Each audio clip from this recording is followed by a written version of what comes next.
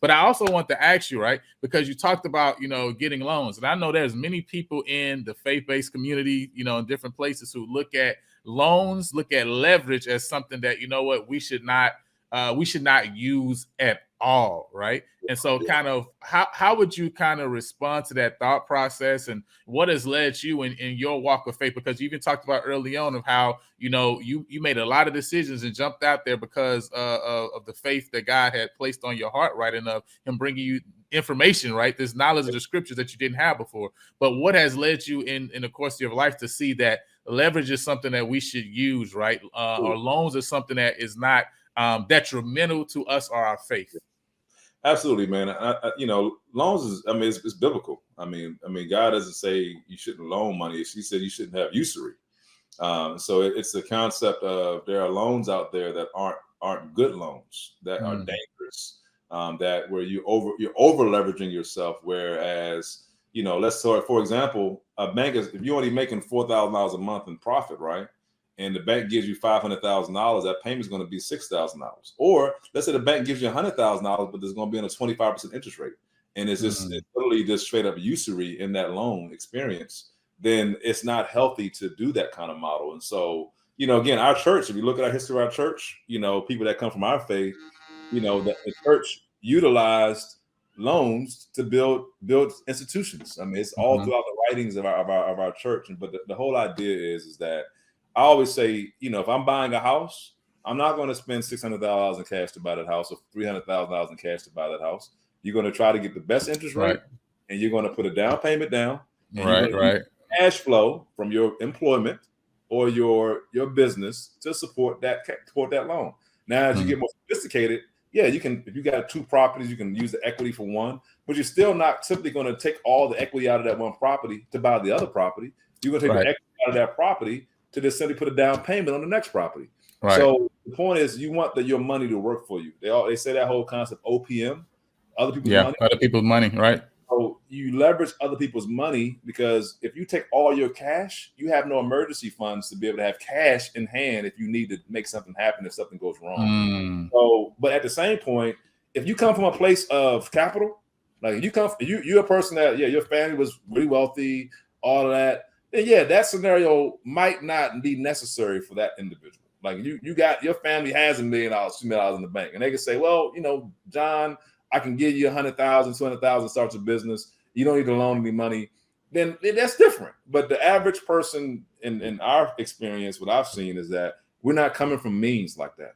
That means we still have to, in order to get seed capital, it's either going to be loans or to expect somebody. I know in our church, sometimes we have people that go to some of these big conventions, and you just believe that somebody's just going to give you $1 million so you dream. I got the best dream, this dream I want to do, and it's going to be a donate. Somebody will give me a donation for $5,000.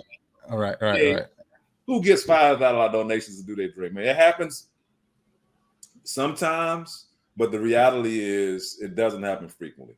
And to expect that people just going to give you a whole bunch of money to go change the world is not practical. It happens for some, but it's not the norm. So that means you have to find ways to get money, and loans become a very good option, especially if you get it on low interest rates. And those CDFIs, 4% interest rate, 6% interest rate over 5 years. I mean, you're not money that good. Lastly, I will say though, so I guess to answer that question, though, I would say leverage is a biblical concept.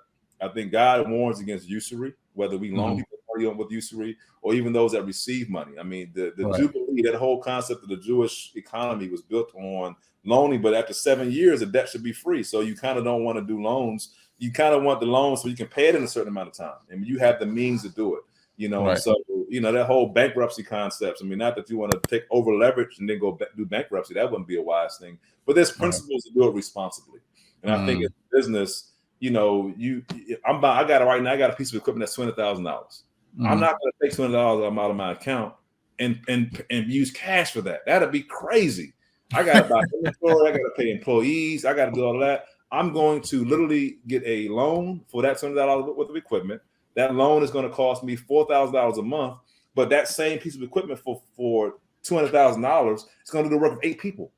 So I have to pay all those employees cash out of my account every month that equipment is going to make my work lighter for my employees. Right, I'm going to scale, which I can make more money, but it doesn't make sense for me to go out here and take $200 cash that I need just to be able to keep the lights on and use that for that. That'll be insane as a small business. And so, that's just, basic fundamental business concepts that last I'll say is it's good to loan against assets. So like physical, tangible things is really good. Like I'm buying equipment, I'm buying land or property, all that stuff you typically want to get with loans. You don't want to use cash for that. It's not a good investment because the bank has security. It's secured with the actual goods. So that's another piece too. When you think about loans, utilizing assets as the means of securing that debt. So worst case, you can't pay it, the bank can come and say, something, you can't pay it, Mr. Chu, but guess what? We're gonna have to take this back. Yeah, you cut a deal, and it's fair. Okay, I can't pay the loan.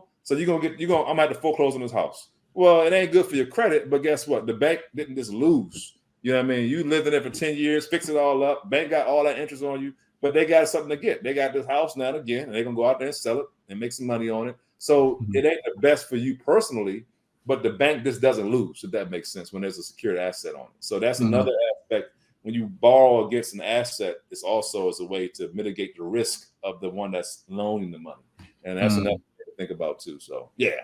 New videos, new podcast episodes every Sunday at 9 o'clock. You can find the full episode by clicking the card up at the top right of this video. If you prefer an audio-only experience, then we want to let you know that we're streaming through every major podcast streaming platform. For the full list, you can go to www.lionandthelambo.com. Until next time, go impact the world.